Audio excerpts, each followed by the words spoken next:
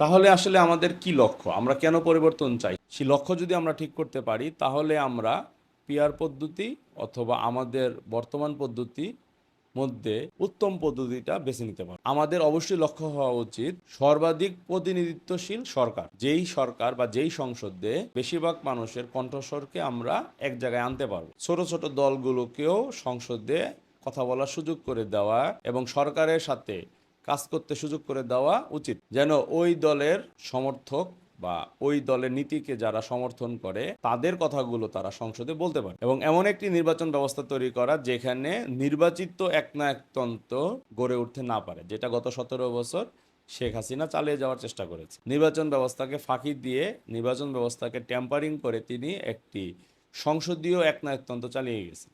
এরকম সংসদীয় একনায়কতন্ত্র যেন না চলে, তার জন্য আমাদেরকে অবশ্যই বর্তমান পদ্ধতির বাইরে একটা ভিন্ন পদ্ধতি